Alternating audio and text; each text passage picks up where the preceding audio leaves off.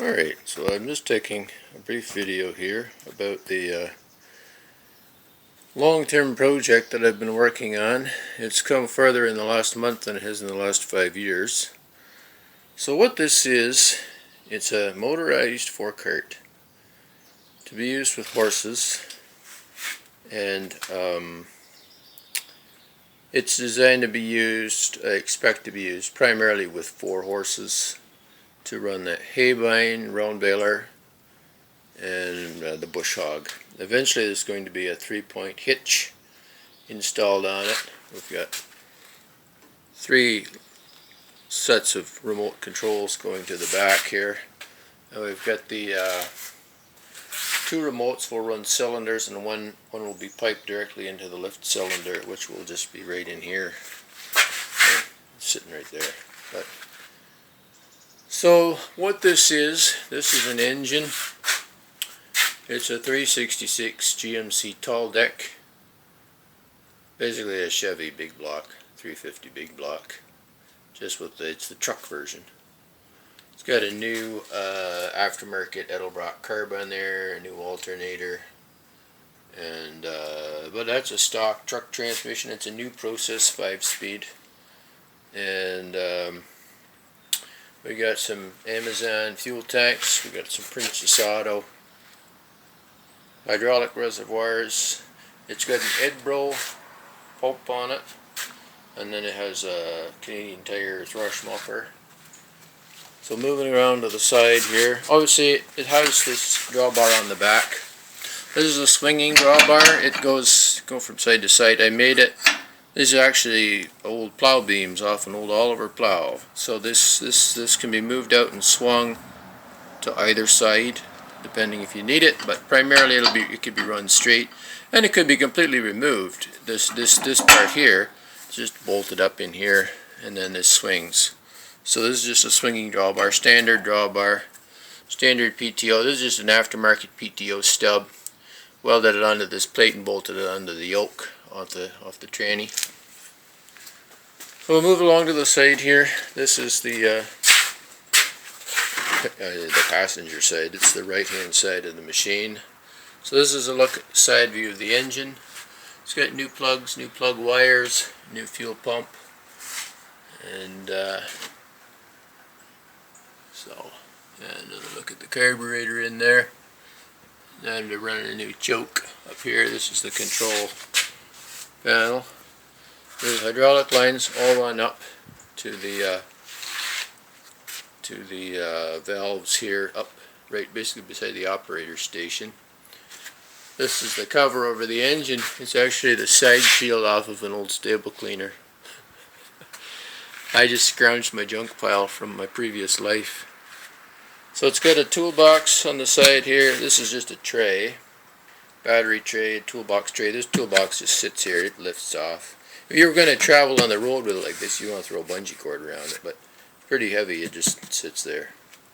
And this is the battery. It just needs a bungee cord on it. It's got little hooks on the side here.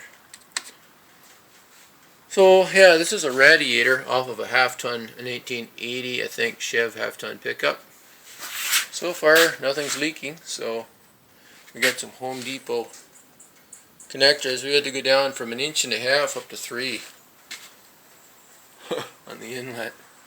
Crazy.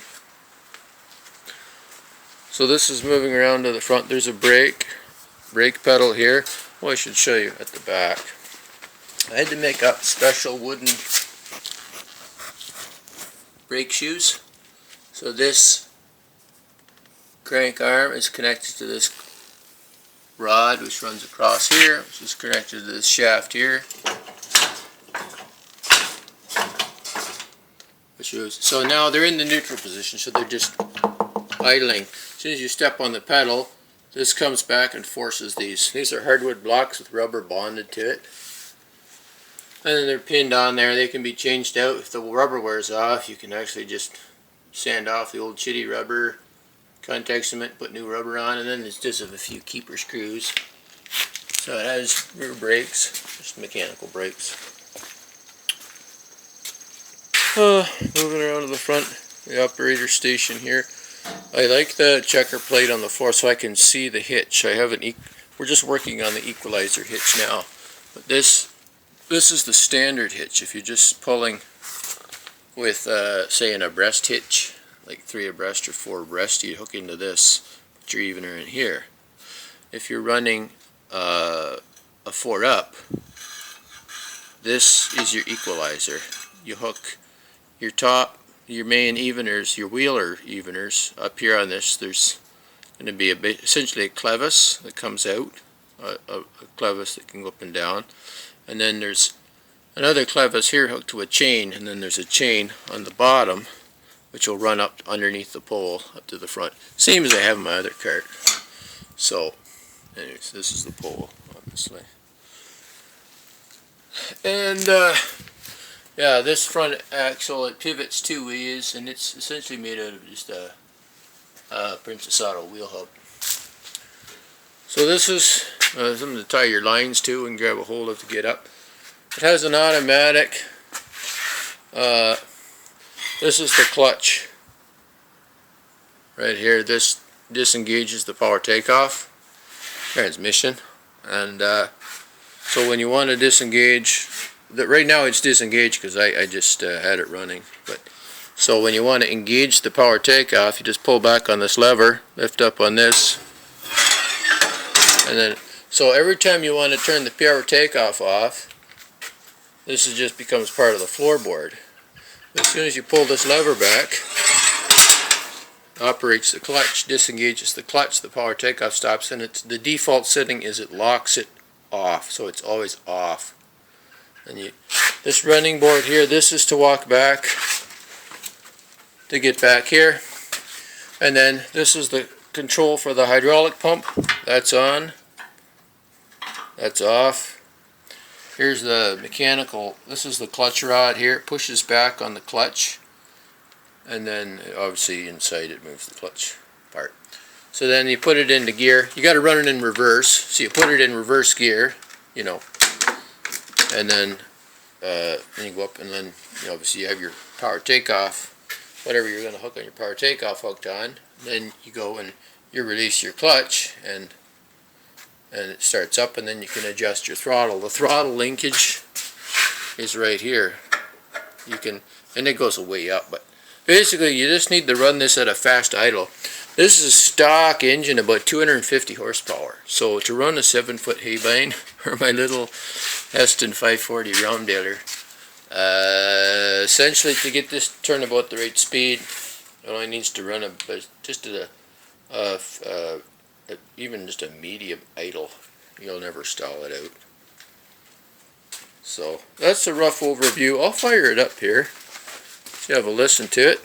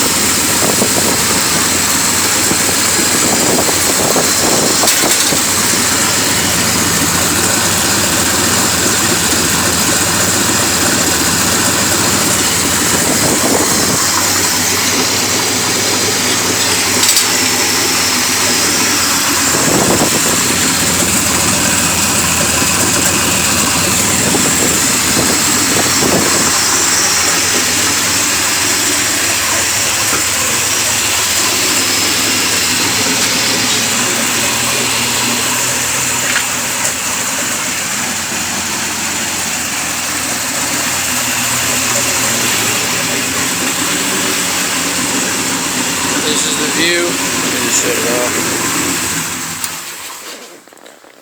So this is the view from the operator station. You're looking out. There's your foot brake right there.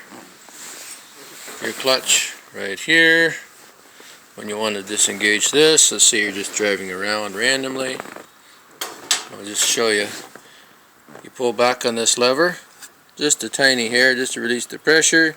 You flip this up with your foot, and you release that clutch lever.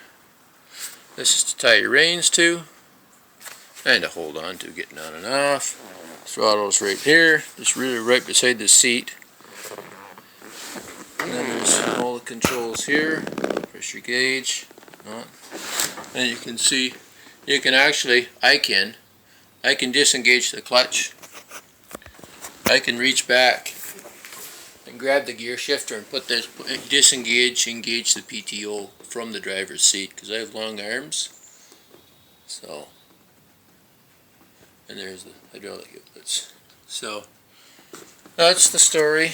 This is the motorized Forecart project as it stands today.